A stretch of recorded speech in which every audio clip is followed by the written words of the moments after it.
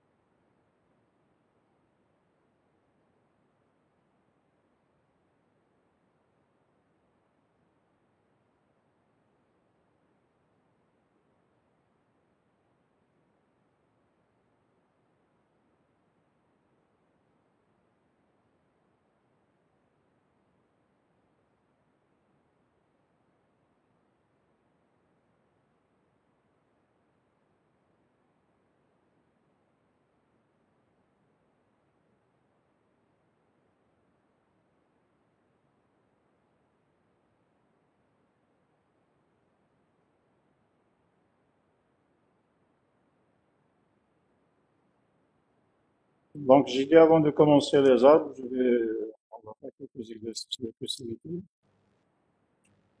Alors, si je reviens à l'exercice 1, donc le premier point, c'était calculer la somme des n premiers entiers naturels. R. Donc, c'est 0 plus 2 plus 4 plus ainsi de suite. Mais on va avoir n éléments. Ce qui fait que je vais avoir le premier, les éléments théoriques seront le premier, ensuite le deuxième, le troisième, et ainsi de suite, jusqu'à ce que j'arrive au énième.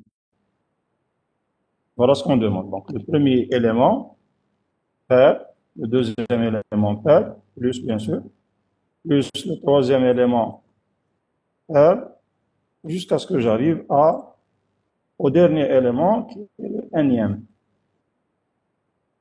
Alors, quel est le premier élément pair? Zéro. C'est 0, bien. Donc, le premier, c'est 0. Plus le deuxième élément, Deux. c'est 2. Et ainsi de suite. Donc, plus 4, jusqu'à ce que j'arrive au énième. Donc, vous remarquez là que l'ordre des éléments n'est pas le même que les éléments eux-mêmes. Premier élément, c'est 0. Deuxième élément, c'est 2. Troisième élément, c'est 4. Quatrième élément, c'est 8. C'est 6, ainsi de suite. Donc, le fait de dire je vais avoir un élément, ça ne veut pas dire que je vais avoir, par exemple, si je dis 4 éléments, ça ne veut pas dire que je vais m'arrêter à un élément qui est inférieur à 4. Faites attention à la compréhension du problème. J'ai besoin de un élément. Donc, si je dis, je veux avoir, par exemple, 6 éléments ou les 5 éléments, donc je vais avoir le troisième, ensuite plus le quatrième, ensuite plus le cinquième, ensuite plus le sixième. Ça veut dire que je vais avoir 0 plus 2 plus 4 plus 6 plus 8 1, 2, 3, 4, 5, plus 10. Ça veut dire que premier élément c'est 0, deuxième élément c'est 2, troisième élément c'est 4, quatrième élément c'est 6, cinquième élément c'est 8, et le sixième élément c'est le 6. Donc le chiffre pair n'a rien à voir avec l'ordre, en quelque sorte. Ce n'est pas lui-même l'ordre. On dit 1, 2, 3, 4, 5, 6 éléments, mais les éléments eux-mêmes, ce sont donc 0, 2, 4, 6, 8 et 10. Ça veut dire maintenant, si je veux formuler ma fonction récursive, on a dit qu'il faut avoir d'abord le cas de base. Il faut toujours penser au cas de base. Le cas de base ici, c'est quoi? C'est 1 égale 0. C'est 1 égale 0. lorsque 1 égale à 0. Lorsque 1 égale à 0, donc je vais m'arrêter. En quelque sorte, je vais commencer la somme à l'envers. C'est 10 plus 8 plus 6 plus 4 plus 2 plus 0. Lorsque j'arrive à 0, j'arrête. Oui. Maintenant, quelle est la relation récursive? C'est-à-dire la fonction f de n. Elle est égale à quoi? Si 1 plus La somme. 1 moins 2.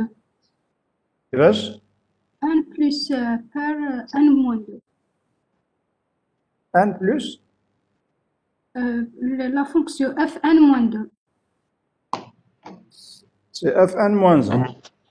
Alors, pour À mon avoir... avis, c'est Est-ce que c'est égal à fn moins 1? Fn moins 1 plus 2 fois n moins 1. Bien. Plus 2 fois N moins 1. n moins 1. Donc, voilà la relation récursive qu'on a. Monsieur, f de n, f de n est égal à f de n moins 1 plus 2 fois n moins 1. oui, OK? Donc, si je veux, par exemple, f de 10, si je calcule f de 10, donc c'est égal à quoi? C'est égal à 2 fois, bon, c'est f de 9, c'est f de 9 plus 2 fois le 10 terne, c'est quoi? 2 fois 9. Le n terne, dans ce cas, on a pris 6, n égale à 6, donc je vais calculer f de 6, je vais faire le même exemple. F de 6, c'est quoi? Donc, c'est f de 5 plus s de 2 fois 6 moins 1. 2 fois 5 moins 1, c'est donc 6 moins 1. OK? C'est égal donc à quoi? C'est égal à f de 5 plus 10. Et donc, je vais avoir l'élément en classe, la liste. Donc, c'est la fonction plus l'élément. On a dit que f de n est égal donc à f de n moins 1 plus 2 fois n moins 1. Donc, f de 6, c'est égal à f de 5 plus 2 fois 6 moins 1, et le 5. Si je veux maintenant calculer le f de 5, si j'applique la même formule, ça sera un f de n moins 1, donc f de 4, plus 2 fois, le n terne dans ce cas c'est 5, donc 2 fois 5 moins 1, qui est égal donc à f de 4, plus quoi? 2 fois 5 moins 1, c'est 8. Alors, si vous remplacez maintenant le f de 5 ici, donc dans sa valeur, je vais avoir égal donc à f de 4 plus le 8, qui est le f de 5, c'est-à-dire f de 5, plus 10. Et donc, vous remarquez que si je vais continuer, lorsque j'arrive à 0, j'arrête. Donc, on a défini la fonction terne d'une manière récursive. Là, voilà la relation récursive. On a dit le cas de base qui est le n égale à 0. L'opération, je vais la faire à la remontée. Donc, je vais commencer par le dernier et je remonte. Ça veut dire que si je veux développer ma fonction maintenant, ça sera quoi? Je vais avoir donc une fonction, la somme des n premiers termes entiers pairs, elle est de type entier. Donc, on a le cas de base. Si n égale à 0, la somme est égale à 0. Sinon, la somme, elle est égale à quoi? Donc, on a juste la formule récursive qu'on a obtenue. Donc, c'est 2 fois n moins 1 plus la somme paire de n-1. Donc, c'est f de n-1. La fonction taille maintenant, c'est somme paire. C'est clair? Et c'est tout. Donc, voilà ma fonction. Pourquoi n-1? Oui, parce que là, on veut avoir la somme de n éléments. Donc, si je commence, je vais évaluer le nème. Il me reste à faire la somme de quoi? De 5 éléments. Ça veut dire que si tu enlèves le nème, il te reste n-1 élément. Ensuite, si on enlève le nème de la suite, il y a n-1 autre élément. Donc, n-2 par rapport au premier. C'est clair? Au départ, on a n. Monsieur, Tu vaches? monsieur, Oui. monsieur, نقدر نديرو monsieur son père reçoit 2 plus son père n moins 1. 2 plus? Oui. Son père moins 1, n moins 1. Je vais te dire 2 plus f de n moins 1. Oui. C'est ça? Oui. Regardez, qu'est-ce qu'elle va te donner? Alors, si je vais suivre la fonction paire, regarde. Si on pose que f de n est égal à ça, qu'est-ce qu'on va obtenir? Si je veux, par exemple, calculer le f de 6. F de 6, d'après toi, c'est égal à 2 plus f de 5. C'est ça? Oui. On bat f de 5 est égal, si j'applique la même formule, ça sera 2 plus f de 4. OK? On bat f de 4 est égal à 2 plus f de 3. Si que tu continues comme ça, tu vas avoir f de 0 égal à ça. Alors, si je fais la somme maintenant, c'est quoi? C'est 2 plus 2 plus 2 plus 2 plus 2. Voilà, plus 0. OK? Donc, tu es en train de sommer les deux. Aussi tous les nombres pairs. Oui. C'est bon? Oui, oui. Donc, c'est fou. Hein? Donc, la formule, c'est pas ça. Donc, je vais générer le nombre pair en quelque sorte. Le nombre pair, il est généré par quoi? C'est 2 fois x. 2k. N'importe quel nombre pair, il est généré par 2k. Le cas est donc si je vais prendre n-1, je suis en train d'entendre les échos, je ne sais pas pourquoi. Vous coupez vos microphones, s'il vous plaît. OK? C'est bon. Si quelqu'un veut intervenir, il allume le mic, sinon vous éteignez parce que je suis en train d'entendre les échos ici. Alors, donc, j'ai dit que n'importe quel nombre pair, on a vu qu'il peut s'écrire sous forme de k, donc 2 fois n-1, 2 fois x, n'importe quoi. L'essentiel, c'est un nombre multiplié par 2. Donc, si je veux générer tous les nombres pairs, c'est 2 fois. À chaque fois, je réduis la taille de n-x et n-1, ainsi de suite. Donc, l'écriture taille, c'est ça. C'est clair. La somme, donc là, j'en ai pas besoin. Et voilà. Alors, si on va dire, est-ce que cette fonction, elle est terminale ou bien non terminale? Est-ce que cette fonction récursive est terminale ou bien non terminale? Terminal. Terminale. Oui. Pourquoi? Terminal. Si c'est non terminal, pourquoi? Si c'est terminal, pourquoi? Elle est terminale, il n'y a pas des instructions après l'appel de la fonction. Alors, votre camarade, il dit qu'elle est terminale parce que la dernière action, il n'y a pas d'élément après la dernière action. Il n'y a pas d'action après le dernier appel. Est-ce que c'est correct? Est-ce que c'est la seule condition pour dire que la fonction, elle est terminale? Si ما كاش la fonction ما كاش la remontée. ما كاش؟ شغل ما تعاودش ترجع وي باش مسيو تحسب. وي مسيو مي اون ان اوبيراسيون مع الفونكسيون. Vous avez ce truc-là. ماشي اخي لي On زابيل est en train de sommer. واش قلنا؟ قلنا واحدة باش تكون ترمينال. la définition باش تكون terminale. Il faut que l'appel soit la dernière action dans la fonction et quoi? Elle doit être isolée. L'appel doit être isolé. Isolé, ça veut dire quoi? Ça veut dire qu'il ne fait pas partie d'une expression. Par contre, je vois, c'est vrai que l'appel, c'est la dernière action dans la fonction. C'est la dernière action là. Mais l'appel, il fait partie d'une expression. Donc, c'est 2 fois n-1 plus l'appel.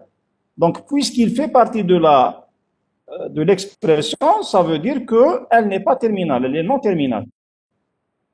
C'est clair? Ça veut dire, d'ailleurs, on va faire le calcul à la remontée. Ça veut dire, je vais commencer par le dernier, en bas, je le remonte. Par contre, si c'était terminal, la somme 0, j'avance. Monsieur, vous pouvez répéter ce terminal et non terminal. La définition de terminal. La définition de terminal, il faut que l'appel de la fonction soit la dernière action dans la fonction. L'appel récursif doit être la dernière action dans la fonction récursive, qui est le cas. Là, c'est la dernière. Mais ce n'est pas la seule condition. L'appel, c'est la dernière action. En plus, l'appel isolé. Isolé, il ne fait pas partie d'une expression. Par contre, là, je vois l'appel, donc la partie gauche, la partie droite de l'affectation, l'appel à la somme de pair moins 1, de n-1, il fait partie de cette expression. Donc, l'appel n'est pas isolé. Et si l'appel n'est pas isolé, ça veut dire qu'elle n'est pas terminale, elle est non terminale. D'accord. Et si c'était son père reçoit 2 plus son père n-1, ça serait terminal ou pas? Si son père reçoit 2 plus son père n-1. Si, kiff. Si je fais, je sais pas, n'importe quel, 2 plus l'appel, ça veut dire que l'appel, il fait partie d'une expression. Il n'est pas isolé. Pour dire qu'il est isolé, les micro-wahdo. Voilà, isolé. Je trouve l'appel. C'est bon? D'accord, merci. Donc, s'il fait partie 2 fois ou la 2 plus ou la n'importe quoi, l'essentiel, il y a une expression d'akhal fiha l'appel, dans ce cas, il n'est pas isolé, elle est non terminale. C'est bon? Ça veut dire que D'accord, moi je ferai que c'est le n-1. Non, ça n'a pas, ce n'est pas en relation avec le n-1. Ça veut dire que c'est had le plus plutôt. C'est ce plus-là qui fait de cette fonction qu'elle est non terminale. C'est parce que la somme, elle est reliée à une expression. Quelle que soit l'expression à habillage, peu importe, l'essentiel avec une opération, une relation qui va lier l'appel avec une autre expression. Dans ce cas, donc, elle n'est pas terminale, elle est non terminale. Alors, si vous vous souvenez, dans le cours, qu'est-ce qu'on avait dit? On avait dit que l'appel non terminal, il fait intervenir une pile. Par contre, l'appel terminal ne fait intervenir aucune pile, où là, la taille de la pile, elle reste à 1. Chaque fois, je vais empiler juste l'enregistrement de l'appel. Et donc, on avait dit comme conseil, chaque fois qu'on peut transformer la fonction non terminale en terminale, on le fait. Ça fait gagner de l'espace mémoire. Est-ce qu'on peut transformer donc cette fonction qui est non terminale, est-ce qu'on peut la transformer en terminale? Si je veux la transformer en terminale, ça veut dire que je dois enlever cette expression-là. Il faut que son père va recevoir son père.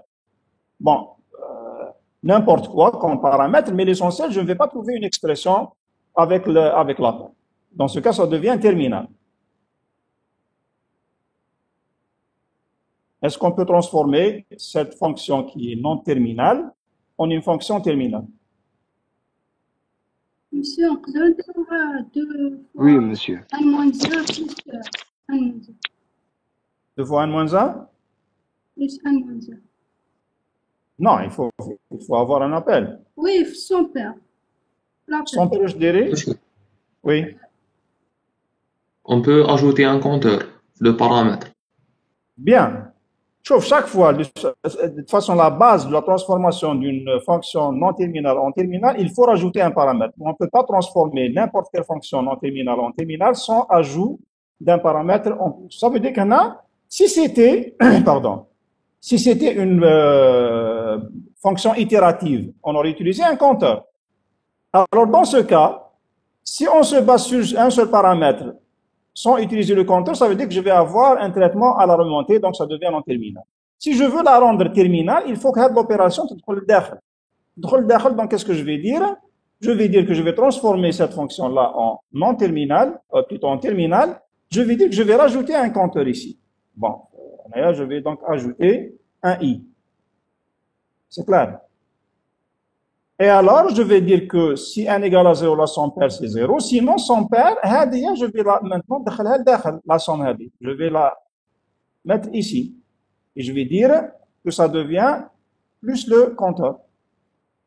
Mais dans ce cas, la somme des paires, au départ, c'est i, sachant que le premier appel, dans ce cas, toujours, il faut avoir l'indice à 0. le premier appel. Le premier appel, il faut avoir i égale à 0. C'est clair? Si vous vous souvenez, on a vu la flux court, la somme a plus b. Une fois, on l'a faite avec non terminal, ou une fois, on l'a transformé en terminal. Et l'idée, c'était quoi? Donc, c'était de faire intervenir le paramètre ici. C'est clair? Monsieur. Donc, il faut faire intervenir la somme. Et donc, pour dire, je ne vais pas mettre, c'était un 0, je ne vais pas mettre un 0 ici, mais je vais dire que maintenant, la somme des paires, elle est récupérée dans le deuxième paramètre. C'est ce que veut dire, si je mets i, ça veut dire que, c'est pour ça que je dois commencer avec 0. Donc, le cas de base reste toujours la somme si n égale à 0, la somme c'est 0. Mais à la fin, je dois retrouver le résultat dans le deuxième paramètre, qui est le i. C'est clair? Donc, l'ordre des paramètres, il est très important, parce que si je dis si n égale à 0, la somme c'est i, ça veut dire que c'est le deuxième paramètre de la fonction. Et le deuxième paramètre, justement, je vais faire la somme. C'est toujours l'ancien de i plus 2 fois n-1. L'ancien plus 2 fois n-1. L'ancien plus 2 fois n-1. Je suis en train de cumuler donc la somme des entiers pairs dans le deuxième paramètre. Et dans ce cas, donc, je dois le récupérer, le cas de base. C'est clair? Est-ce que c'est clair, cette transformation? Monsieur, Oui. الآن نينيسياليزيوه. قبل l'appel, oui. D'accord. قبل l'appel, ou là tu fais carrément, donc à l'appel, je vais faire i égale à 0 et je fais l'appel, je vais faire somme, par exemple, on colle x égale somme de 6,i, ou là carrément, ou bien carrément, je vais mettre x égale somme de 6,0. Dans ce cas, il va calculer la somme des 6 premiers nombres pairs, sachant que le départ c'est 0, c'est-à-dire le cas de base c'est 0. Maintenant, si je veux récupérer, utiliser avec un i, je peux l'utiliser, mais je dois l'initialiser à 0 avant l'appel. C'est clair? Et dans ce cas, ça devient terminal. Pourquoi terminal? Parce que je vois le dernier appel TI, il est isolé. Il ne fait pas partie d'une expression. Par contre, il faisait partie d'une expression. C'est clair? Alors, si je le transforme en C, donc la somme paire non terminale, la voilà. Donc, je vais déclarer une fonction entière. Somme des paires, c'est int n. Si n égale à 0, cas de base, donc c'est n égale à 0. Sinon, c'est, je vais retourner une expression, donc 2 fois n-1 plus l'appel avec n-1. Si je veux la rendre terminale, qu'est-ce que je fais? Donc, si n égale à 0, je vais retourner le deuxième paramètre, qui est le i. Sinon, donc, je vais appeler avec 2 fois n-1 plus le i. Si j'exécute, vous allez avoir que ça, je vais obtenir exactement le même résultat. Bon, je vais... Non?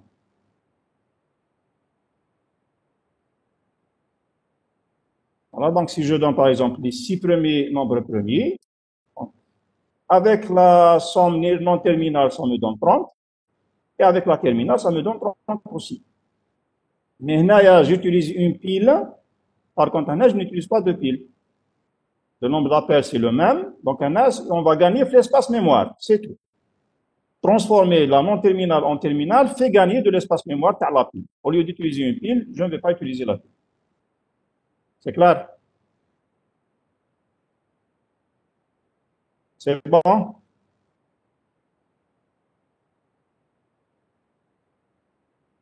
Est-ce que vous avez compris? Je passe à un autre exemple ou bien je réexplique.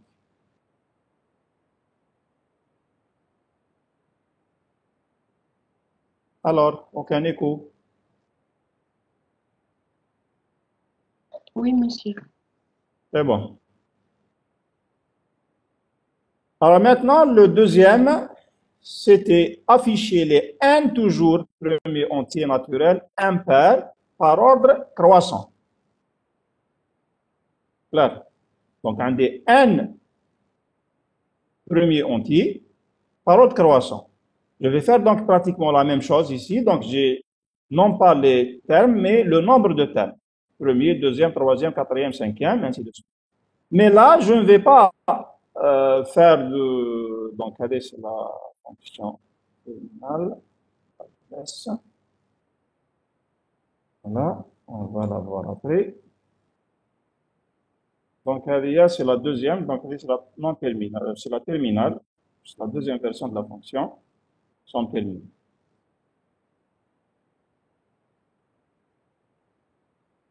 Donc, on a pratiquement presque le même problème, mais on va voir que la fonction, elle sera modifiée. Le but maintenant, c'est d'afficher par ordre décroissant les n premiers termes impairs. Donc, si je dis, je vais afficher les 6 premiers termes impairs, par exemple, c'est égal à 6, je dois avoir quoi?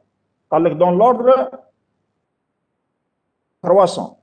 Dans l'ordre croissant, donc je vais avoir le 1, le premier nombre impair c'est 1, en bas je vais avoir 3, ensuite je vais avoir 5, ensuite je vais avoir le 7, le 9, et enfin le 11. Mais dans ce cas, ce n'est pas une somme, c'est juste un affichage.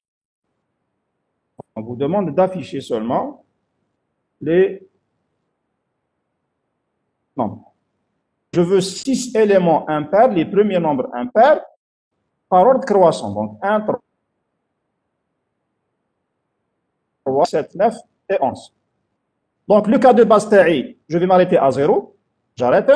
Ma fonction maintenant, c'est quoi? Si je veux le premier terme, c'est 1. Le deuxième terme, c'est 3. Le troisième terme, c'est 5. Et ainsi de suite. Donc on remarque que je n'ai pas une somme. C'est juste un affichage. Donc f de n est égal à 2 fois n moins 1. Donc f de 1, c'est... bon, pour le 0, je vais m'arrêter à 0. F de 0, c'est 0. Mais je ne vais pas l'afficher, donc je dois exiger que n doit être différent de 0. Pour faire le calcul. Si c'est égal à 0, je ne vais pas avoir de résultat. Ça veut dire que je n'ai pas besoin d'afficher le 4 à 0. C'est clair? Donc, c'est juste un affichage. Je n'ai pas une somme ou n'importe quelle expression. L'essentiel pour n'importe quel élément, par exemple, n égale à 6, je vais avoir 2 fois, bon, n plus 1, les nombres impairs. Dans le 4 à 0, je vais m'arrêter. Et donc, si n égale à 0, si j'applique la formule, ça va me donner le 1. Vous suivez ou non? Est-ce qu'on est en train de suivre? Oui, monsieur. Donc, il n'y a pas d'affichage. C'est juste une formule. Donc, je vais trouver le nombre, ensuite j'affiche. Et ainsi de suite. Donc, si je me donne un exemple, f de 6, le sixième élément, donc c'est 2 fois 5 plus 1 égale 11. J'affiche. Je passe au suivant. f de 5 est égal à 2 fois 4 plus 1 égale donc 9 et j'affiche. Voilà la fonction, qu'est-ce qu'elle fait? Elle fait un affichage. Alors, si je donne le n égale à 6, vous remarquez que je vais obtenir le plus grand nombre impair.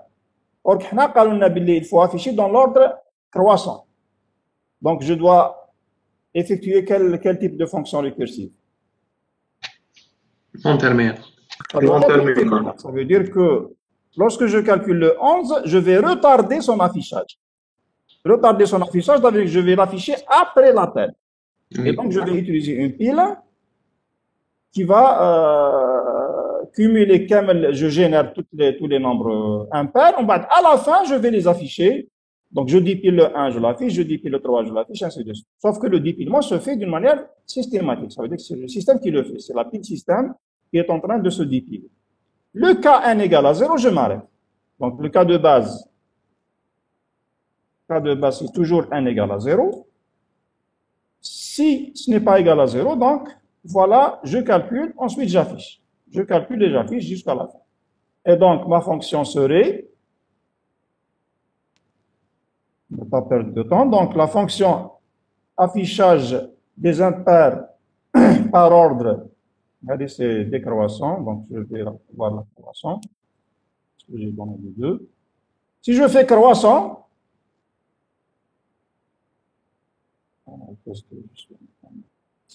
non, regardez, c'est l'affichage décroissant. L'affichage croissant, donc on doit faire l'affichage après. Si j'affiche croissant, je vais dire que l'écriture, 2 fois n moins 1, je vais la retarder. Je vais la faire après. Si je veux un affichage décroissant, ça veut dire 11, 9, 7, 5, 3, 1, je vais laisser l'affichage avant l'appel. C'est clair? Donc, c'est une version afficher les impairs par ordre croissant. Donc, je vais, l'écriture, l'affichage, doit se faire après l'appel. Si je veux un affichage décroissant, je fais donc l'affichage avant l'appel. Donc, elle est non terminale, par contre, elle est terminale. C'est bon. Et toujours, bien sûr, le pas se décrémente de 1, parce que j'affiche le sixième, le cinquième, le quatrième, le troisième, le deuxième et le premier. Donc, c'est l'ordre d'affichage. Par contre, c'est les valeurs affichées. Les valeurs affichées, donc, elles sont obtenues par la formule AVIA, c'est 2 fois n moins 1. L'ordre, il est obtenu, donc, le voilà, le paramètre, c'est, à chaque fois, je décrémente l'ordre, n moins 1. La même chose ici, je peux inverser les procédures. Je vais rajouter le compteur qui met dans la première partie. Je vais rajouter un compteur. Et donc, je commence le test dans ce cas, la procédure. نبدأ بالزيرو. نقول si i, c'est-à-dire le deuxième paramètre est égal à 1 ou la mazal ma tharj. Si c'est égal à 1, je fais ça, sinon, c'est-à-dire je peux transformer la procédure, je n'utilise pas un seul paramètre, j'utilise deux. Mais puisque c'est plus simple d'utiliser un seul paramètre, question affichée avant ou après, il suffit de la transformer en terminal ou non terminal. C'est bon? Monsieur, Oui. monsieur, le n, il se décrémente وحده. Oui, si tu fais, tu appelles avec n-1, ça veut dire que le prochain appel, il est n-1, le paramètre là. Ah oui, c'est C'est le principe de la récursivité. Ça veut dire que c'est pas la peine de mettre n reçoit n-1. C'est clair? Bon, tu peux le faire, tu peux dire par exemple n, mais ça devient, c'est pas de la. n égale n moins 1. Mais dans ce cas, l'appel va se faire avec n. Parce que j'ai fait moi-même la soustraction. مقبل l'appel. Mais pourquoi faire la soustraction? Je peux la faire à l'intérieur directement. Dans l'appel, je vais dire que non, c'est pas la peine de faire l'action ADIA. La décrémentation, je la fais dans le paramètre. Mais c'est la même chose. Ça veut dire que si vous faites n reçoit n moins 1 avant l'appel et tu appelles avec n, mais c'est avec n moins 1, c'est exactement la même chose. Sauf que tu vas en quelque sorte agrandir le code de la fonction. C'est tout. Alors dans ce cas, si je programme, elle est où mon affichage? Voilà. Donc l'affichage des paires décroissant. Pardon. Décroissant, donc,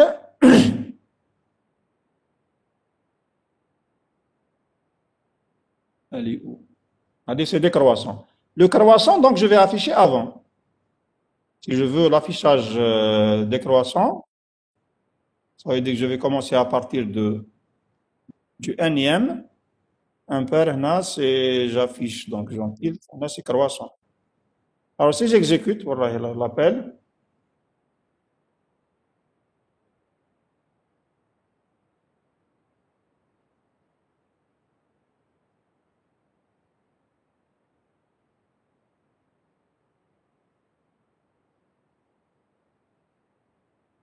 Donc, si je donne les 6 par exemple, il va m'afficher donc la somme la somme. On a les 6 premiers entiers impairs par ordre croissant, donc c'est 0, 2, 4, 6, 8 et 10. On a c'est les paires, attention. Pour la peine programme, parce que j'ai fait plusieurs programmes ici. C'est.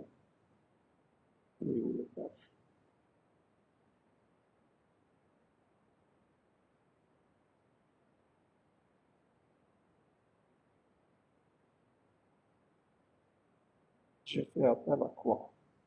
Il manque plus 1, monsieur. La fonction. Plus 1, la fonction. Oui, parce que j'ai fait plusieurs fonctions. Donc, il y a un plus 1. Oui. Les multiples, je le laisse. Parce que j'ai fait des copies-coller entre pair et impair, c'est pour ça que j'ai. Voilà. Donc, je vais avoir, par exemple, les 6 premiers. Les voilà. Donc, c'est 1, 3, 5, 7, 9, 11. C'est clair. Si je veux afficher dans l'ordre décroissant, donc c'est croissant, c'est pas décroissant. La même fonction, si je fais appel, je la transforme en décroissant. On a le print il devient c'est tout. Je le fais ici, donc ça devient décroissant. Et donc l'affichage, si je fais décroissant dans ce cas, je donne mes 6 éléments. Vous voyez qu'il affiche 11. Bon, qu'est-ce qui se passe? Qu'est-ce qui se passe ici? Décroissant de n. Voilà la fonction. Oui, parce que il faut mettre des. Ok, parce que j'ai laissé la somme croissante dans la. J'ai fait en quelque sorte un appel. Comment on appelle ça? Vous avez laissé ici le D, le C. Appeler une fonction récursive avec une autre, monsieur. Vous avez appelé, pardon. J'ai appelé une autre fonction. Oui, monsieur. Donc, voilà, c'est 11, 9, 7, 5, 3, 1. C'est un affichage dans l'ordre décroissant. Et donc, vous voyez que c'est un jeu d'emplacement. Je fais l'appel après, l'appel avant. Ça fait changer l'ordre d'affichage. C'est bon? Monsieur, Oui. si vous voulez donner un cas de base, si n égale à 1. Cas de base, n égale à 1. Oui. Alors, si tu le fais n égale à 1, qu'est-ce qui va se passer? Je vais déterminer 1. Je suis les impairs. Si je mets 1, voilà qu'est-ce qui va se passer. Donc, il va s'arrêter à 3. C'est clair. Parce que qui est le cas 1, il ne va pas calculer le cas de 1 moins 1 fois 2, donc c'est 0 plus 1. Tu vas t'arrêter avant le dernier élément. Parce que la formule TANA, c'est 2 fois n moins 1 plus 1. Donc, si le n est égal à 1, je vais obtenir 2 fois 0 plus 1, donc le premier élément. n est différent de 1. Et donc, dans ce cas, si je veux faire ça, ça veut dire que je vais éliminer le premier élément. Alors, je vais m'arrêter lorsque n est différent de 0. Ça veut dire que je vais aller jusqu'à la première valeur qui est n égale à 1. C'est-à-dire que l'élément impair est égal à 1. C'est clair. Donc, c'est juste le nombre d'affichage. Si tu mets 1, ça veut dire que le 1 est drôle. Donc, si c'est différent de 1, il ne va pas faire l'appel. Et s'il ne va pas faire l'appel, ça veut dire que le n égale à 1, la formule 2 fois 0 plus 1 ne va pas s'afficher. Et donc, le 1 ne va pas s'afficher. On va aller jusqu'à 2. 2 moins 1, c'est 1. 1 fois 2, c'est 2, plus 1, c'est 3. Donc, on va s'arrêter au 3. C'est clair? Donc, les cas de base à d'autres, juste on fait un petit exemple pour avoir le cas de base. Vous donnez un exemple et on va voir à quel niveau on va s'arrêter pour voir est-ce qu'on doit changer ou pas le cas de base. Est-ce que c'est clair? Bon, je vais m'arrêter là, je vais commencer le cours par les arbres. Bon, afficher les n premiers entiers multiples de 3, ça ressemble à ça. C'est la formule. Les impairs, c'est 2 fois n moins 1 plus 1. Là, c'est des multiples, donc c'est 3 fois n moins 1 qui mettent les pairs, sauf que les pairs, c'est 2n, les multiples de 3, c'est 3n. C'est clair? Donc, je laisse ça et on va commencer les arbres.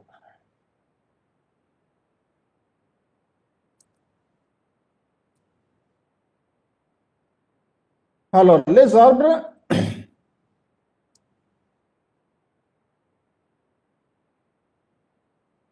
c'est l'avant-dernier chapitre. On a vu, si vous vous souvenez, lorsqu'on avait fait les structures de données dynamiques, les listes chaînées, on a fait une comparaison entre les tableaux ou les structures contiguës et les listes chaînées. C'était ce résultat qu'on avait donné à la fin. Donc, on avait fait une comparaison entre les cas contigus, la représentation contiguë et la représentation chaînée. Comme l'aider de contigu, c'est les tableaux, et comme l'aider des chaînées, c'est les listes. C'était les listes. Donc, point de vue mémoire, on a les tableaux, ça peut être statique et ça peut être dynamique. Les listes aussi, souvent dynamiques, mais ça peut être statique. Donc, pour le côté mémoire, pratiquement les deux, ils sont équivalents. On se permet statique dynamique les tableaux et on se permet statique dynamique les listes. Donc, point de vue réservation mémoire, les deux cas sont OK. La taille, on a fait les tableaux, la taille elle est toujours limitée. Par contre, les listes chaînées ne sont pas limitées. Donc, le plus intéressant, c'est les listes dans ce cas. Donc, c'est un inconvénient des tableaux. Point de vue accès, on a les tableaux, j'avais le choix entre un accès direct et un accès séquentiel. Par contre, les listes, c'était un accès séquentiel pur. Je ne pouvais pas faire un accès direct. Et donc, dans ce cas, c'est les tableaux qui l'ont porté. C'était un inconvénient des listes. Point de vue mise à jour, on a à l'époque, les tableaux, c'était une mise à jour complexe. Donc, ça nécessite généralement, c'est un O de n. Par contre, les listes, c'était entre O de 1 et O de n, suivant des cas. Donc, je dirais le cas général, les listes l'emportent les mises à jour. Ça veut dire que les listes sont meilleures que les mises à jour par rapport au contigu. Et donc, si on voit là, si j'opte pour les listes, je vais avoir un inconvénient. Un des avantages, mais un des inconvénients. Si j'opte pour les tableaux, un des avantages, un des inconvénients. Est-ce qu'on ne peut pas avoir quelque chose entre les deux? Donc, est-ce que je ne peux pas trouver une structure de données meilleure? C'est-à-dire, je vais faire un compromis entre les deux. C'est vrai, peut-être qu'elle ne sera pas meilleure, aussi bien que les tableaux, mais pas aussi pire que les listes. Donc, je dois avoir un certain équilibre entre les chaînés et les contigus, entre les tableaux et les listes. Point de vue, c'est ces paramètres de comparaison. Eh bien, justement, c'est les arbres. Les arbres, ils viennent comme un compromis entre les tableaux et les listes chaînées. Cependant, il y a quelque chose de bizarre en informatique, c'est que les arbres, ils poussent à l'envers. En informatique, les arbres poussent à l'envers. C'est quoi un arbre en informatique? Donc, la première partie du cours, c'est plein de définitions, donc il faut se familiariser avec la notion d'arbre. Alors, la définition de l'arbre, pour commencer, je vais dire que c'est une structure de données arborescente. Elle est récursive. Par définition, elle est récursive. Comment? Alors, si on se donne un arbre, je me donne un arbre quelconque. Alors, cet arbre-là, si je lui rajoute le même arbre avec une petite modification, une inclinaison, une rotation, par exemple, je vais le rajouter ici.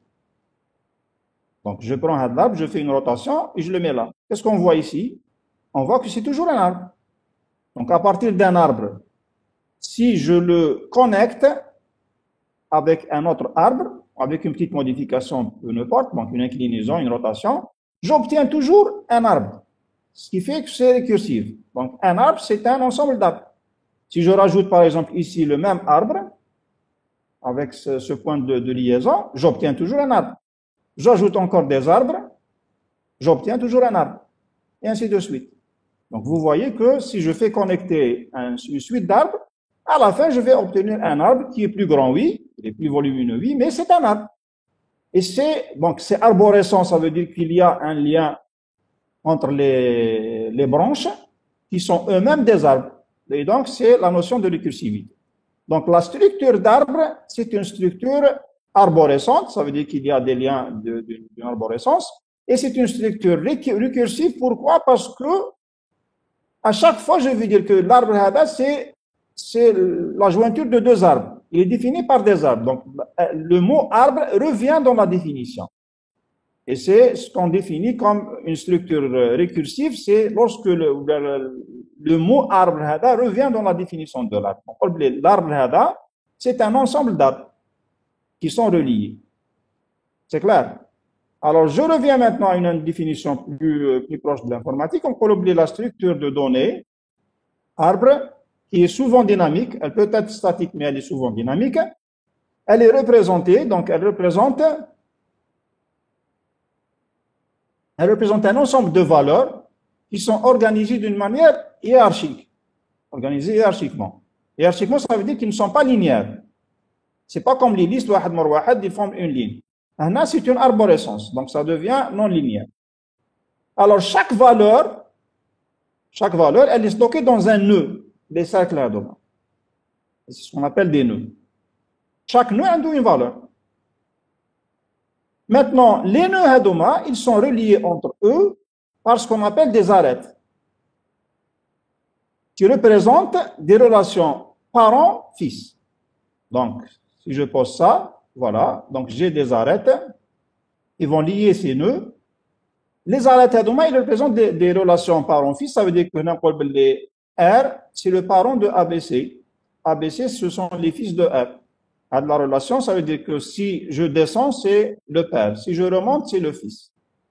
C'est clair, Hada, c'est le fils de ça. Par contre, Hada, c'est le père de celui-là. Alors, vous voyez ici que l'arbre, il est inversé. C'est pour ça qu'on dit que dans le domaine informatique, les arbres poussent à l'envers. Donc, au lieu d'avoir un arbre où la racine ta'ou, elle est en bas, là, je vois que la racine ta'ou, le tronc ta'ou, il est en haut. C'est clair?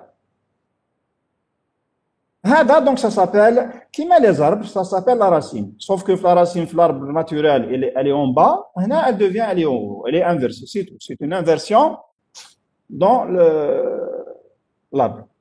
Donc, le nœud s'appelle racine. C'est quoi par définition? Le nœud de la racine de l'arbre, c'est un nœud, donc c'est un point de branchement qui n'a pas de prédécesseur. Par exemple, le R, donc il n'a pas de père, place, où est le premier élément? Je fais les autres kamel, ils ont un prédécesseur. Donc, le nœud qui n'a pas de prédécesseur s'appelle la racine dans un arbre. C'est la première définition. La deuxième définition, qu'est-ce qu'on appelle feuille dans l'arbre? Qui marque la nature? La feuille, c'est la dernier élément de les branches. On a la même chose. Une feuille, c'est un nœud qui n'a pas de fils.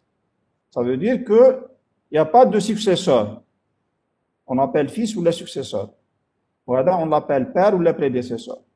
Donc, les feuilles qui sont là coloriées en vert, on voit aucun nœud vert n'a de successeur, il n'a pas de fils. Donc, ça s'appelle des feuilles. Donc, H, E, B, F, L, J, ça s'appelle des feuilles dans l'arbre.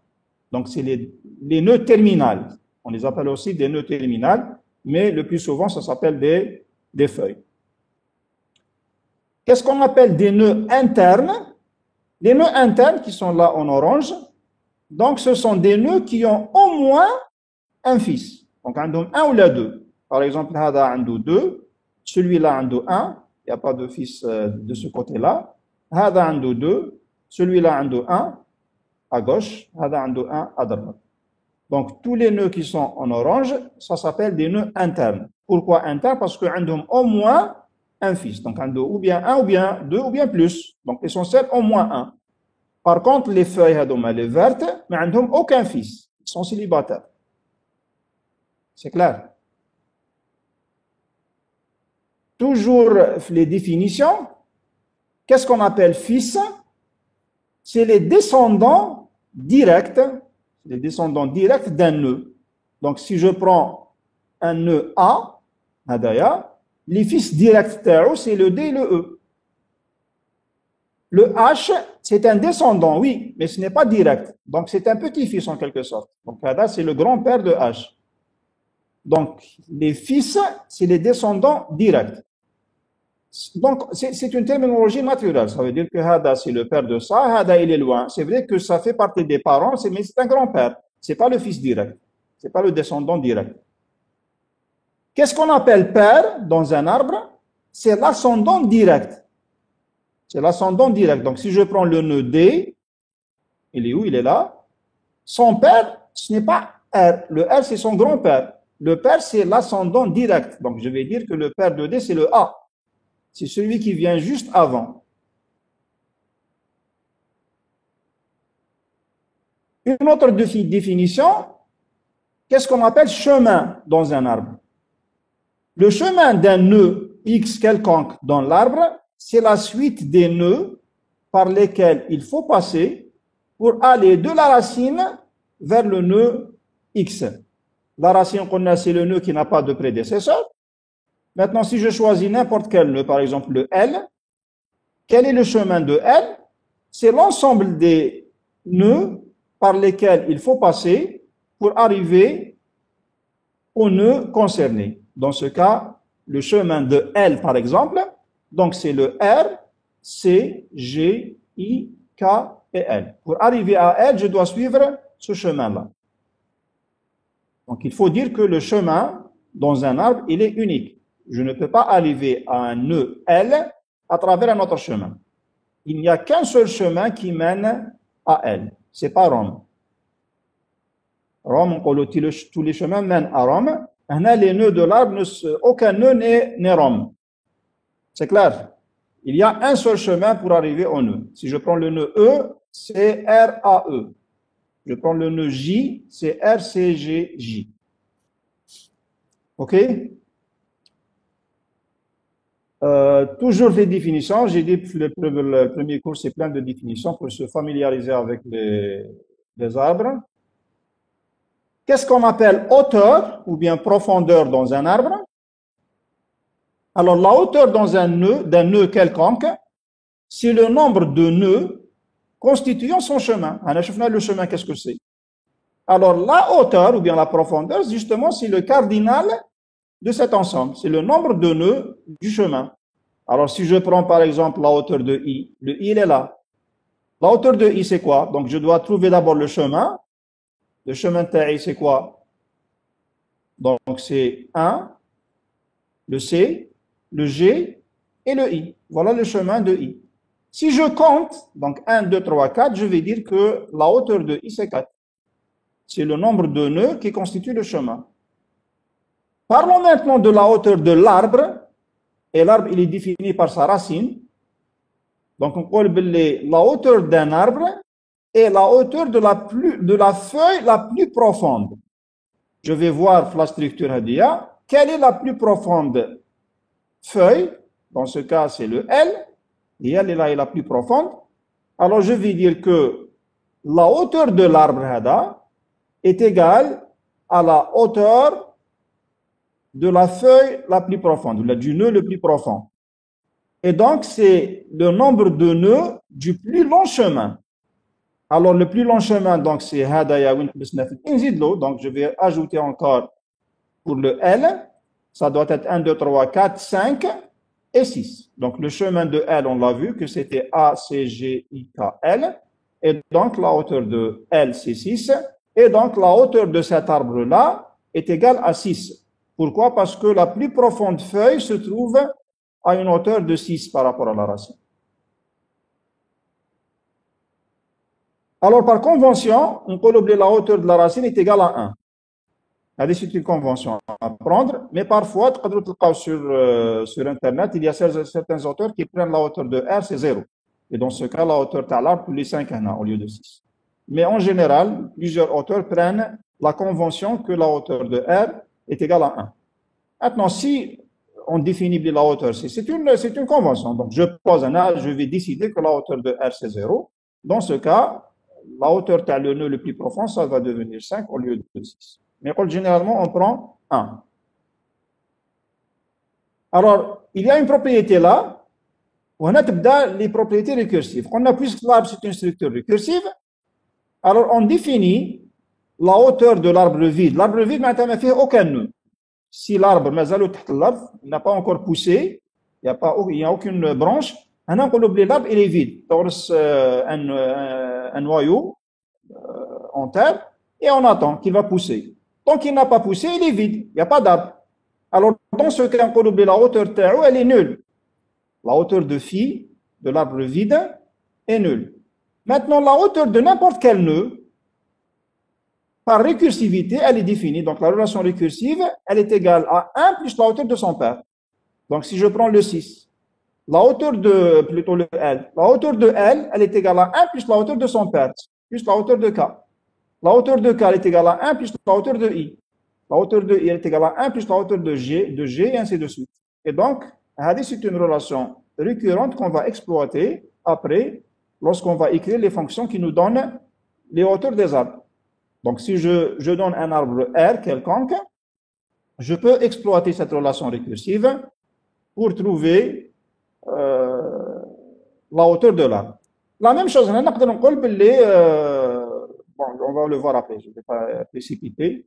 On va le voir après les exemples d'implémentation des fonctions manipulant les arbres. Toujours les définitions, on définit ce qu'on dit le niveau du nœud. Alors, le niveau d'un nœud, c'est quoi? C'est la distance, donc c'est le nombre de nœuds qui le sépare de la racine. Elle est donnée par la formule. Le niveau est égal à la hauteur moins 1. Dans le cas où la hauteur, c'est, par exemple, c'est le niveau 0, c'est le niveau de la racine. C'est la hauteur de la racine qui est égale à 1, moins 1, c'est 0. C'est le niveau 1, donc c'est tous les fils de R. Ils se trouvent au même niveau. Donc, c'est la première génération, en quelque sorte. C'est le père, c'est ses fils, c'est ses enfants. Les enfants, quand même, ils connaissent au même niveau. Donc, il y a une justice. En bas des enfants, ils vont se marier, ils vont avoir des enfants. Leurs enfants, que ce soit des frères ou des cousins, ils sont tous au même niveau. Ça veut dire que Hadoma, c'est des frères. Hadoma, c'est des frères. Maintenant, le E et le F, ce sont des cousins. C'est clair. Leur père, ils sont frères. Donc, Hadoma, de l'Amon. Le niveau 3, c'est les fils des fils. Et ainsi de suite. On descend. C'est une arborescence. Niveau 4, niveau 5, jusqu'à ce qu'on arrive à la dernière, la plus profonde feuille, le nœud le plus profond. Donc, la définition du niveau, c'est toujours égal à la hauteur moins. Toujours les définitions. لا تقلقوش parce que j'ai plein de définitions. Il faut se familiariser d'abord avec les mots, avec la terminologie des arbres pour pouvoir commencer les traitements ou l'exploitation des arbres. Qu'est-ce qu'on appelle taille dans un arbre? Alors la taille d'un arbre, c'est le nombre de nœuds qu'il possède. Donc si vous voulez calculer la taille de l'arbre, il suffit de calculer le nombre de nœuds. Donc je vais parcourir l'arbre, je compte, les nœuds. À la fin, je vais dire que voilà, la taille de cet arbre, c'est 13. J'ai compté 1, 2, 3, 4, 5, 6, 7, 8, 9, 10, 11, 12, 13. Donc, il contient 12 nœuds. Ça veut dire que sa taille, c'est plutôt 13 nœuds, donc sa taille, c'est 13. Une définition récursive ici aussi. Donc, c'est une propriété. On peut oublier la taille d'un arbre vide phi est toujours nulle. Et la taille d'un nœud quelconque, x, il est égal à 1 plus la somme des tailles de ses fils. Donc, si je prends la taille de R, on peut le laisser 1 plus la somme des tailles de ses fils. Les fils de R, c'est quoi? C'est A, B, C. Donc, c'est 1 plus la taille de A plus la taille de B plus la taille de C. La taille de A, c'est quoi? C'est 1 plus la taille de ses fils. Donc, c'est 1 plus la taille de D plus la taille de E. La taille de D, c'est quoi? C'est 1 plus la taille de son fils. Et 1. La taille de H, c'est quoi? C'est 1 plus la taille des fils. Mais H, il n'a pas de fils. C'est vide. La taille de vide, c'est quoi? C'est 0. Et donc, on termine et ainsi de suite. Et donc, vous voyez que c'est une relation récursive. Et vous voyez que chaque fois, la notion de récursivité revient pour la manipulation des arbres. Le degré, qu'est-ce qu'on appelle degré d'un arbre? Alors, le degré, là, ça s'appelle aussi l'arité de l'arbre. Le degré d'un nœud quelconque, c'est le nombre de ses descendants, de ses fils, de ses enfants. Donc, si je prends les exemples l'arbre Hadaya, le nœud de A, c'est quoi? Il a 2 fils. Donc, le degré de Tao, c'est 2. Le degré de D, de un seul fils, direct, ascendant direct. Donc, le degré de D, c'est 1. Le degré de F, le F, c'est une feuille.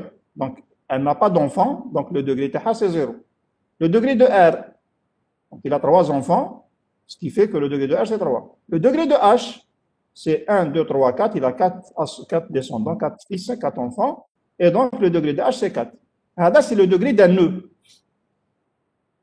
Qu'est-ce qu'on appelle degré d'un arbre?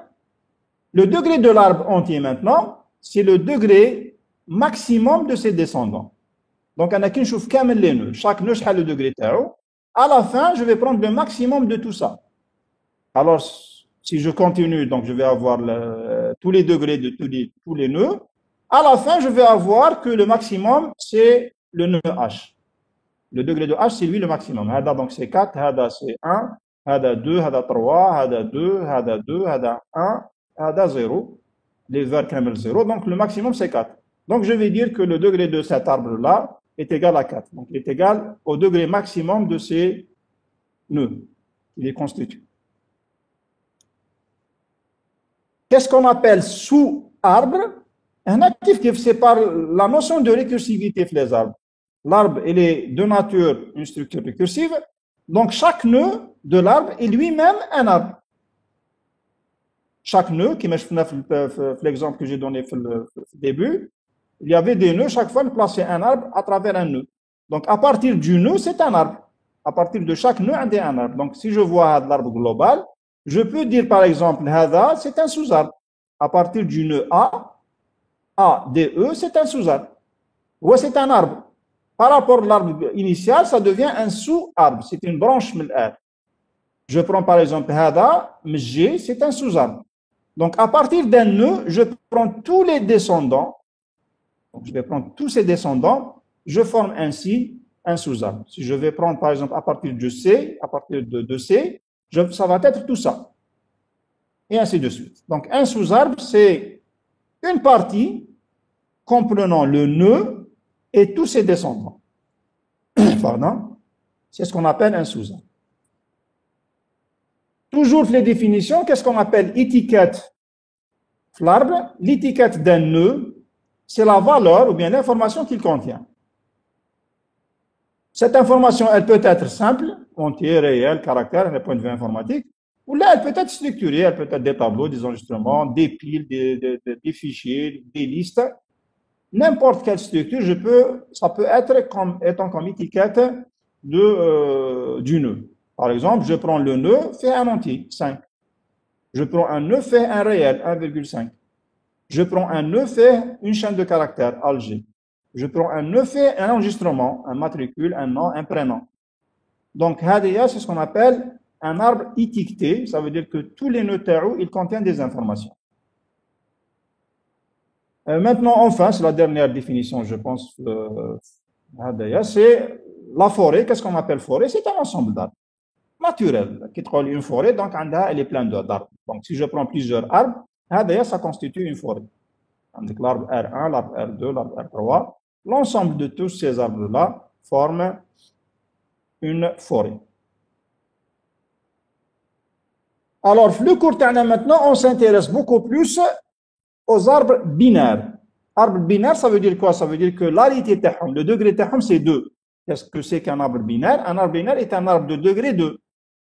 Le degré, il est défini par quoi? Le degré, c'est le maximum de fils dans chaque nœud. Donc, c'est-à-dire celui dont chaque nœud a au plus 2 fils. Qu'est-ce qu'on appelle arbre binaire? C'est un arbre où n'importe quel nœud fait pas plus de 2 fils, qui sont appelés fils gauche et fils droit. Donc, si je prends l'arbre hadaya, je vois que chaque nœud a 2 fils. Le R a A et C, le A a D, E, D a H, donc O plus 1, O plus 2, pardon, le E a wallo, donc 0, C a F et G, G a I et J, ainsi de suite. Alors, qu'est-ce qu'on appelle les nœuds fils? On les appelle fils gauche et fils droit. Donc, celui qui est à droite s'appelle le fils droit, celui qui est à gauche s'appelle le fils gauche. Nomination naturelle, ça veut dire à droite, ça s'appelle le fils droit, à la gauche, ça s'appelle le fils gauche. Maintenant, on a vu qu'est-ce que c'est qu'un sous-arbre. Qu'est-ce qu'on appelle sous-arbre gauche? Le sous-arbre gauche, donc, c'est la partie de l'arbre qui est à gauche avec tous ses descendants. Donc, si je prends le sous-arbre gauche de R, le sous-arbre gauche de R, c'est le fils gauche ta'ou avec tous les descendants. Donc, le fils gauche de R, c'est A. Je prends tous les descendants de A. Je forme ainsi le sous-arbre gauche. Le sous-arbre droit, c'est la partie de l'arbre qui comprend le fils droit et tous les descendants. C'est la même définition, sauf que je vais la prendre à droite. Donc, si je prends par exemple le fils droit de C, attention, c'est pas R, c'est le C. Le fils droit de C, c'est quoi? C'est G. Et donc, je vais prendre le G avec tous ses descendants. Je forme ainsi le sous-arbre droit. Si je prends par exemple le sous-arbre droit de D, je prends la droite, elle est vide. On colle le sous-arbre droit de D est vide. C'est bon? Toujours les arbres binaires. Qu'est-ce qu'on appelle un arbre binaire complet? Alors, on dit qu'un arbre binaire est complet si chaque nœud interne, les nœuds internes, les nœuds, les ont au moins un enfant, au moins un fils. Si chaque nœud interne possède exactement 2 fils, le nœud interne, d'une manière générale, il a au moins un fils. Il a un ou la plus. L'arbre binaire, donc, il y a un ou la 2. Alors, si il contient exactement 2 fils, on dit l'arbre, il est complet. Donc, si je vois le R a 2 fils, exactement, A et C, le nœud interne A a 2 fils, exactement, le nœud interne C a exactement 2 fils, et le nœud interne G a exactement 2 fils. Bon, D, E, F, ce ne sont pas des nœuds internes. On a le nœud interne. La propriété qui est les arbres complets, on peut le nombre de feuilles d'un arbre complet, le nombre de feuilles d'un arbre complet est égal au nombre de nœuds internes, Ni plus 1. Donc, si je vois l'arbre, il a combien de nœuds internes? 1, 2, 3 et 4. Donc, automatiquement, le nombre de feuilles serait F égale à 4 plus 1, donc 5. Donc, on est 1, 2, 3, 4 et 5. Si l'arbre est complet, je peux dire que le nombre de feuilles les faits est égal au nombre de nœuds internes, donc les nœuds qui ont 2 fils dans ce cas, plus 1. Qu'est-ce qu'on appelle arbre parfait? Arbre binaire parfait. Il doit être complet d'abord.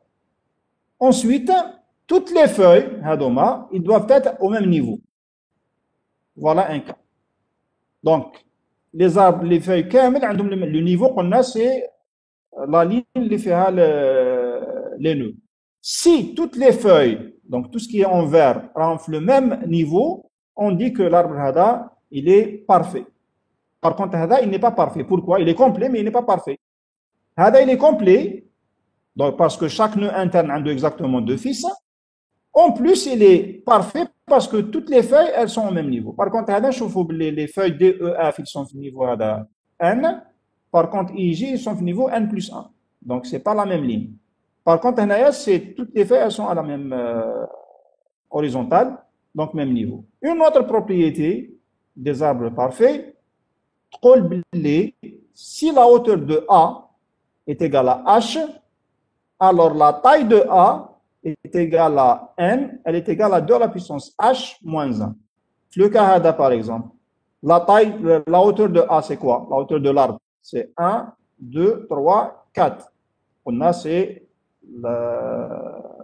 la hauteur de la feuille la plus profonde. Les feuilles, elles sont tous à la même profondeur. Donc, 1, 2, 3, 4. Ce qui fait que la hauteur, c'est 4. Et donc, automatiquement, on peut oublier la taille, c'est-à-dire le nombre de nœuds est égal à 2 à la puissance 4 moins 20, c'est 15. Donc, si vous comptez le nombre de nœuds, il y aura 1, 2, 3, 4, 5, 6, 7, 8, 9, 10, 11, 12, 13, 14 et 15. C'est une formule. Et dès que l'arbre il est parfait, vous avez une relation entre la taille et la hauteur. On va l'exploiter après la mesure des complexités. C'est pour ça que je vais les définitions, parce que lorsqu'on va entamer la manipulation des arbres, on aura besoin de toutes ces définitions-là. Donc, la relation entre la hauteur et la taille des arbres parfaits va nous servir après le calcul de complexité. L'arbre quasi parfait, il n'est pas parfait, il est presque parfait. On dit donc qu'il est quasi parfait, donc presque parfait. Pour quasi parfait, c'est lorsque tous les niveaux hiérarchiques sont remplis, sauf éventuellement le dernier, il est partiellement rempli. Mais il est rempli de gauche à droite. Ça veut dire que nous avons par exemple. باش يكون parfait, لازم يزيد هذو عندهم يكون عنده 2 fils وهذا عنده 2 fils. Puisque عنده une partie vide هنايا, il est quasi parfait, il n'est pas parfait, il est quasi parfait. Donc هنا ça veut dire que le niveau تاع les feuilles, mais هنايا c'est vide. Mais le vide هذا لازم يكون à la fin. Là قال لك qu'ils sont remplis de gauche à droite. Ça veut dire quoi? Ça veut dire que si j'enlève le i, il devient vide. Il n'est pas quasi parfait. Il n'est pas quasi parfait. Pourquoi? Parce que le vide m'arrache la fin, le milieu. Parfait. Si j'enlève un nœud, ça devient quasi parfait et non pas parfait. Plutôt, il ne devient pas quasi parfait. Donc, c'est quasi parfait. Le vide, il est à la fin. Si j'enlève un élément, il n'est pas quasi parfait. Pourquoi? Parce que le vide n'est pas à la fin. Il est au milieu. Ça va nous servir après aussi dans les structures de tas, ce qu'on appelle les tas binaires. C'est pour ça que je dis que les définitions elles sont importantes quand même, parce qu'on en aura besoin dans la suite à l'heure. Monsieur, oui. Si c'était le C qui n'a pas de descendants, et le F il a des descendants, et le E il a des descendants. Oui, ce n'est pas quasi parfait. On ne pourra pas dire. قلنا باش يكون كازي بارفي لازم لو فيد ما يكونش كاع مقبل. بون انا جي شوازي لو يقدر يكون لو جي فيد يقدر يكون لو اش فيد يقدر يكون لو اش جي فيد. ليسونسيال لو فيد لازم يكون على لا فان باش يكون كازي بارفي لازم يكون لو فيد على لا فان. c'est-à-dire c'est les dernières feuilles les derniers اللي ما عندهمش لي زونفون. c'est-à-dire اللي مقبل كامل هادو en quelque sorte هادو اللي كبار عندهم ولادهم. هذا c'est les plus petits enfants مازال ما عندهمش des enfants donc on les laisse à la fin. Donc, si le vide هذا يولي في الوسط هنايا ولا هنا ولا n'importe où avant, on va dire qu'il n'est pas quasi parfait. C'est bon? Donc, j'ai donné juste un exemple le vide. Il y a la place de J, de G à la place de H, à la place de K, et ainsi de suite. Ce qu'on appelle un arbre dégénéré, c'est un arbre appelé aussi filiforme. C'est un arbre où tous les nœuds ont exactement 0 ou un fils. ما عندوش 2. قلنا في الارض البينار عنده يقدر يكون عنده 0 1 ou bien 2. Alors si n'importe quel nœud عنده ou bien 0 ou bien 1, ça s'appelle un arbre dégénéré. Par exemple, A عنده un seul fils gauche, B عنده un seul fils droit, c'est un seul fils gauche, le F, il n'a pas d'enfant, 0. C'est en quelque sorte une liste. Et on va voir peut-être une récap à la fin, mais il y a une relation entre les listes, les arbres, les piles, les fils. On va voir après quelle est la relation entre toutes ces structures. On a donc l'arbre, s'il est dégénéré, il devient une liste. C'est clair? Parce que la liste, c'est quoi? Une tête de liste, le suivant, le suivant, jusqu'à la fin. Maintenant, il n'a pas de suivant, donc il n'y a pas de descendant, donc c'est la fin. Donc, exactement, un arbre dégénéré, c'est une liste. Qu'est-ce que c'est qu'un arbre équilibré? On en aura besoin après le calcul de complexité. Un arbre binaire est dit équilibré si pour chaque nœud de l'arbre, la hauteur du sous-arbre gauche diffère de celle du sous-arbre droit par une seule unité. Ça veut dire quoi? Ça veut dire que si je prends le nœud R par exemple, je calcule la hauteur de son fils gauche et la hauteur de son fils droit. La différence, c'est 1. Maximum 1. Pas plus de 1. Donc, hadiya moins hadiya, c'est 1. En valeur absolue. Si je prends le nœud B, donc le fils droit, il est plus long que le fils gauche. Mais la différence, c'est 1. La différence de niveau. Il y a un niveau I, un niveau I plus 1. Donc, la différence de niveau binatom, donc des hauteurs, c'est pas plus de 1. Si je prends le nœud K, on a les deux sous-arbres au même niveau. Hada c'est 1, hada c'est 1. La hauteur T. Si je prends le E, ils sont au même niveau. Donc, pour n'importe quel nœud, bon, les feuilles, c'est 0. La hauteur les fils, c'est 0. Donc, c'est 0 moins 0, c'est 0, il est inférieur à 1. Donc, voilà ce qu'on appelle un arbre équilibré. Si pour chaque nœud, n'importe quel nœud de l'arbre, la hauteur de son fils gauche, la hauteur de son fils droit, ils sont presque égales. La différence binatom, c'est au maximum 1. Donc, plus ou moins 1. Il a directement valeur absolue, c'est 1. C'est bon? Qu'est-ce qu'on appelle un arbre parfaitement équilibré? Parfaitement équilibré, c'est équilibré. Équilibré, on parle d'auteur. Parfaitement équilibré, on parle de taille.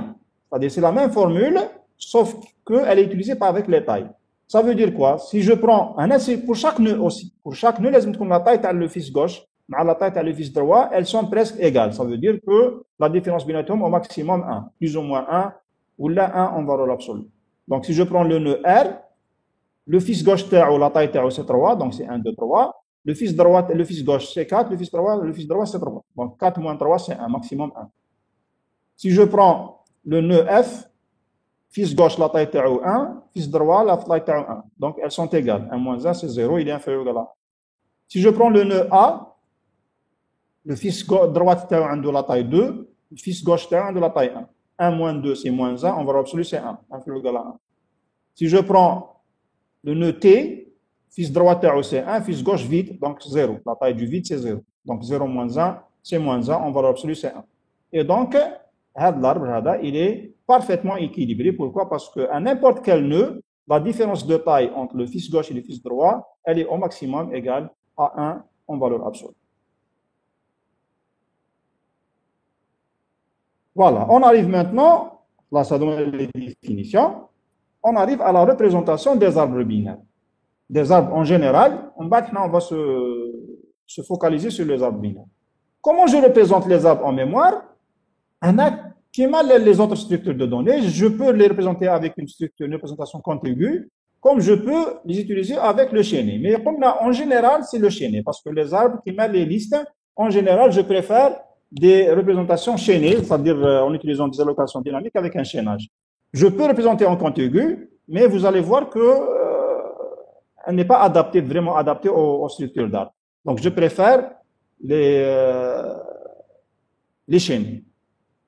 Alors, si on prend la première représentation contiguë, alors, la représentation contiguë, l'arbre, il est vu comme un tableau de nœuds. Les arbres, c'est quoi? C'est des nœuds qui sont reliés entre eux par des arêtes. Maintenant, si je représente l'arbre avec une représentation contiguë, je peux le voir comme étant un tableau. Chaque élément de tableau, c'est un nœud. Chaque nœud, il est défini par son étiquette, qui est c'est la partie information. il est défini aussi par la suite des descendants direct, c'est les enfants. Donc, je déclare ainsi, la déclaration peut être généralisée pour déclarer un arbre NR, c'est-à-dire d'arité N, le de degré N, où chaque nœud possède au maximum N fils. Cependant, nous allons nous intéresser après, pour la suite du cours, on va s'intéresser aux arbres binaires. Pourquoi? Parce qu'on va voir après, chaque arbre NR, même de degré N, on peut le transformer en arbre binaire. C'est ce qu'on appelle l'opération de binarisation. Je veux le binariser. Et donc, même s'il est NR, il peut se transformer en binaire. Et maintenant, la manipulation des arbres binaires est plus simple. Il est plus simple de manipuler un arbre binaire, donc un fils gauche, fils droit, que des arbres NR où il y a plusieurs enfants, plusieurs fils. Bon, je donne quand même la représentation d'un arbre NR. L'arbre NR, ça va être quoi? Donc, un nœud, c'est un type. Où je fais la partie information. Ou faire l'ensemble des fils, c'est un tableau qui a au maximum N fils. C'est l'arité à dire. En bas de l'arbre, c'est quoi? C'est le tableau de nœuds. Il a aussi un maximum, parce que lorsqu'on utilise des tableaux, on a toujours un maximum à respecter. Donc, c'est le maximum de nœuds, c'est la taille de l'arbre. C'est l'arité de l'arbre. Donc, la partie information, l'idée info, c'est l'identificateur de la partie information, c'est l'étiquette en quelque sorte, qui peut être réelle, n'importe quoi. Le type information, donc, c'est le type de cette information-là. Le max F, c'est l'arité, c'est le maximum de fils pour le nœud, c'est le N, qui est un arbre NR.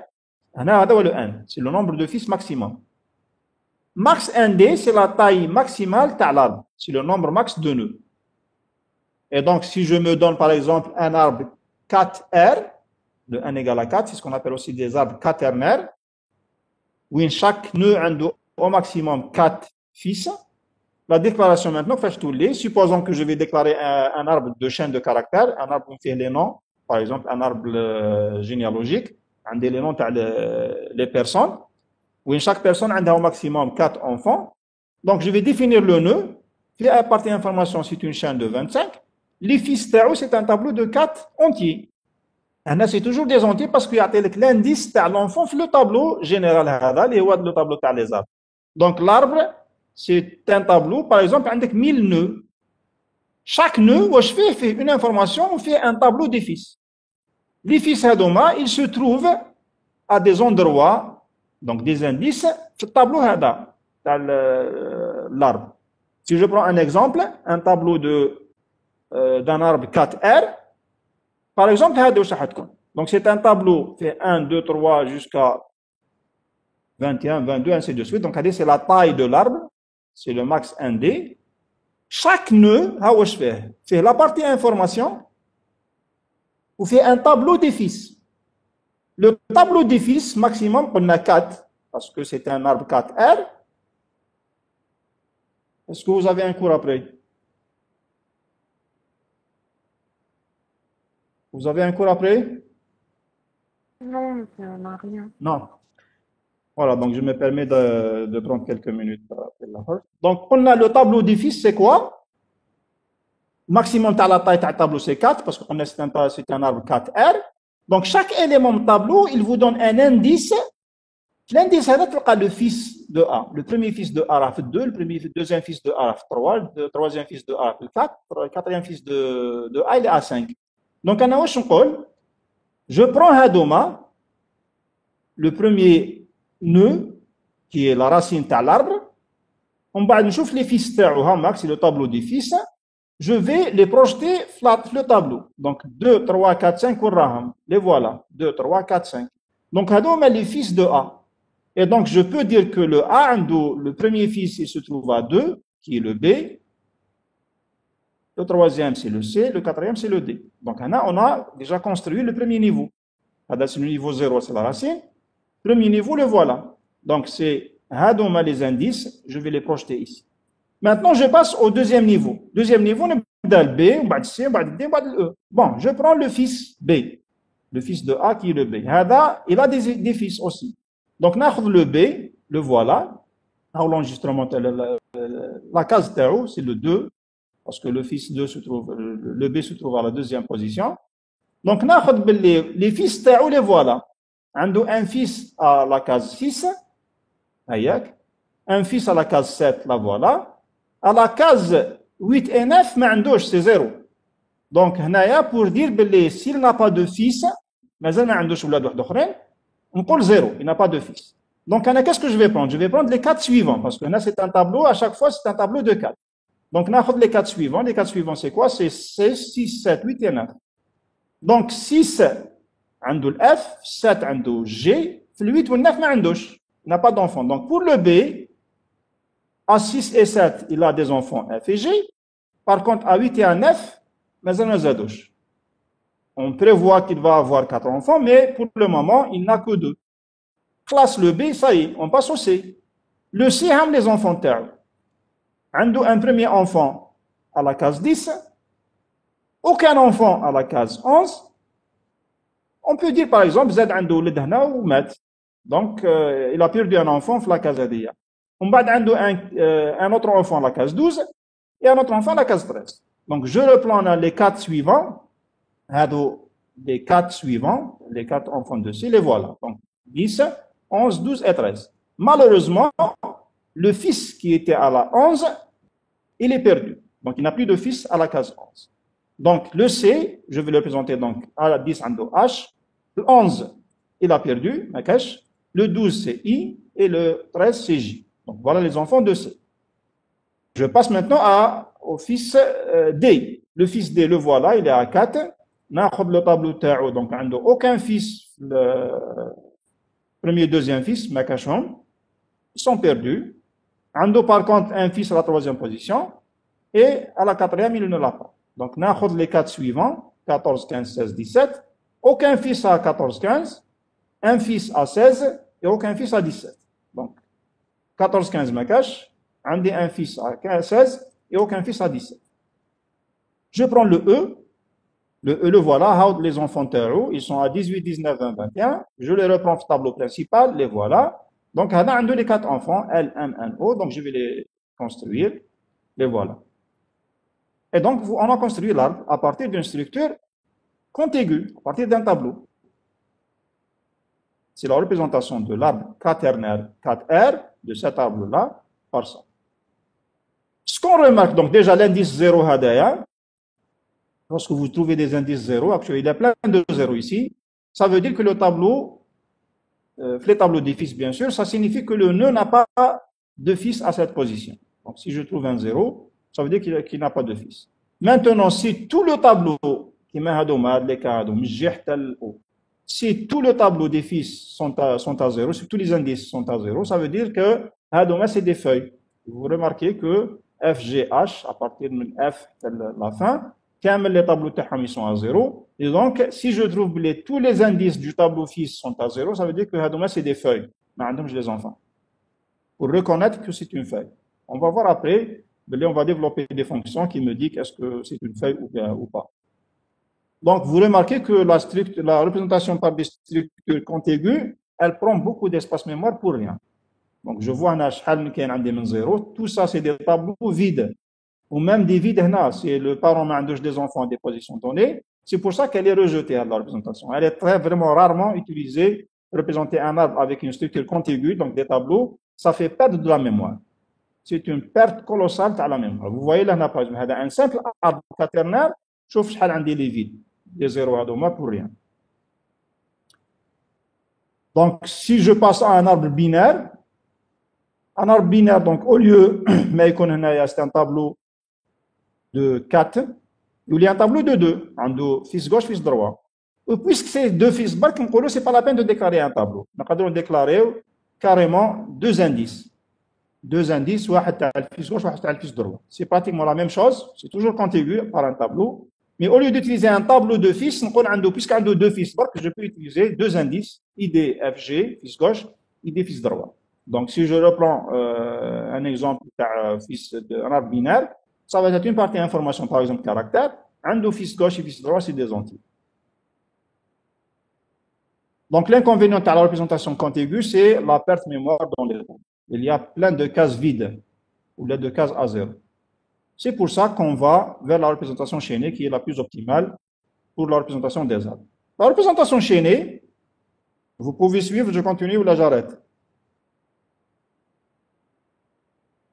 Est-ce que vous avez de l'énergie pour suivre? Moi, je l'ai.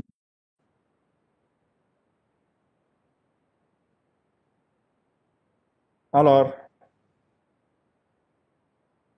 est-ce qu'il vous reste de l'énergie pour suivre? J'ajoute un peu quelques minutes ou là j'arrête.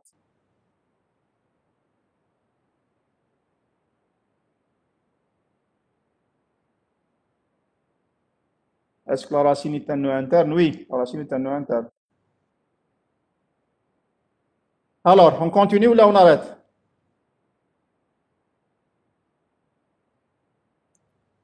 Alors, vous ne suivez pas ou là je parle seul? Continuez, monsieur. Continuez. On continue. Oui. D'accord. نزيدوا شوية ومن بعد on va arrêter. Puisque ما عندكم والو, on en profite باش نكملوا هاد لي تريك دي ديفينيسيون باش ندخلوا من بعد في التريتمون.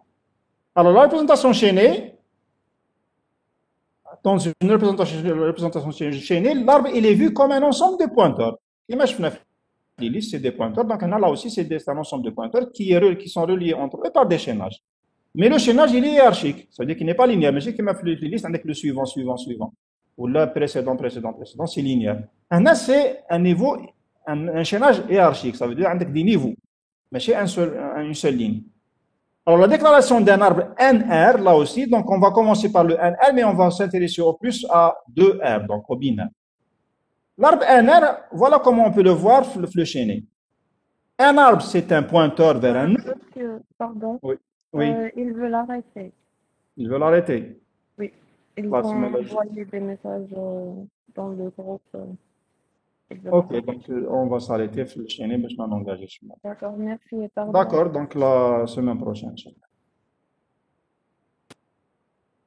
Monsieur, j'ai une question, s'il vous plaît. Oui, Monsieur, oui.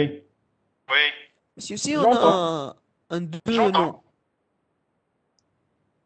Si vous avez Oui. quoi? deux noms Oui. de la main de différents types, est-ce que je peux dire que le deux noms est un arbre? Non, non, les mycologies même type. C'est comme toutes les autres structures. La structure, les éléments de la structure, ils doivent être du même. Oui, merci, monsieur. Monsieur, Ok. Oui. j'ai une question. Monsieur, زعما Oui. كي نكتبوا كاش حاجة في لو نافيغاتور زعما www.google.dz ولا c'est une arbre.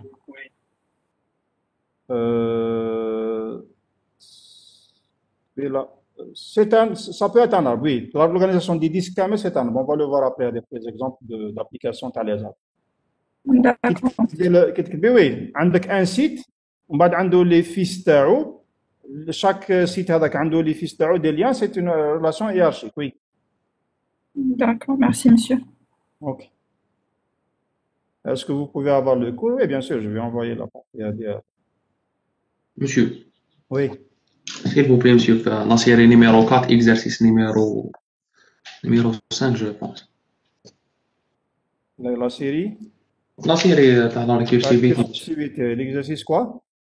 Exercice numéro 4. Numéro 4. 5, monsieur. 5. Voilà. Soit deux piles d'entiers A et B. Écrire une fonction récursive préfixe permettant de vérifier si A est un préfixe. Oui. Monsieur, نديرو بالانفرس. كيفاش بالانفرس؟ جور B تبدا ب A. دونك B تكون supérieure على A، تكون كبيرة في لاطاي تاعها B كبيرة ولا ايغال على A. Oui. حنا باش نشوفو لازم نديرو لانفرس تاع B ولانفرس تاع A ونكومبارو لو سومي. Non, non.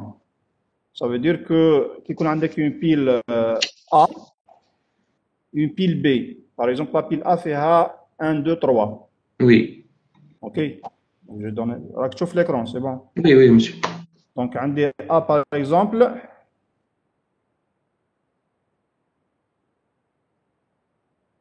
Le A fait la pile taille, c'est 1, 2, 3, 4, 5. D'accord. La pile B, taille, par exemple, fait 1, 2, 3. Dans ce cas, le sommet à A, c'est quoi? C'est 6. Oui. Ce qui vient après, c'est 5. Ce qui vient après, c'est 4.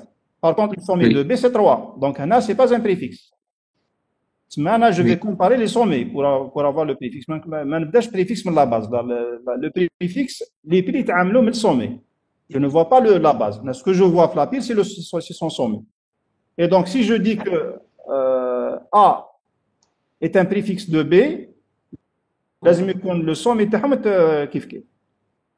Oui. Bon, je prends plus long. Bon, c'est impossible باش يكون A préfixe de B parce que le A il est plus long que Oui, je juste. prends le A.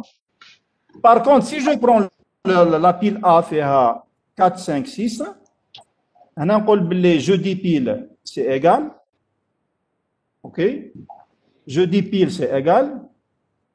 Je dis pile c'est égal. La pile A devient vide, donc A est un préfixe de B. هذه هي l'idée. بصح هكذا ça se termine ماشي ça commence. كيفاش؟ Monsieur, في l'exemple اللي مديته لنا دركا ça se termine. B se termine par A ماشي commence par. Non, attention. On a la pile. Comment tu vois la pile? Le début de la pile, c'est quoi? C'est le sommet. C'est le sommet. Et donc, préfixe, Oui. on a les mêmes débuts. D'accord, justement, c'est pour ça que je vous ai posé la question. Le préfixe, grammaticalement, le préfixe, c'est le début. Oui. Deux mots ont le même préfixe. Ça veut dire que le début, c'est le même. Oui. Ça veut dire que la pile B commence par A. Si on dit que A est un préfixe de B. Donc, la pile B commence par A. Oui, Ça veut dire qu'un les mêmes sommets, je vois, même sommet, même sommet, même sommet, même sommet. Chaque fois que je dépile, on a les mêmes sommets. Oui, oui, monsieur. Monsieur, أنا مع الأول فهمت باللي genre 1 2 3 4 5 6 ومن بعد A تكون 1 2 3. خممت بالانفرس. لا donc avec les suffixes. D'accord. يخلصوا كيف dans ce cas. D'accord. Merci, monsieur. Bien. C'est bon, si quelqu'un a une question, je suis prêt, مازال نهاية.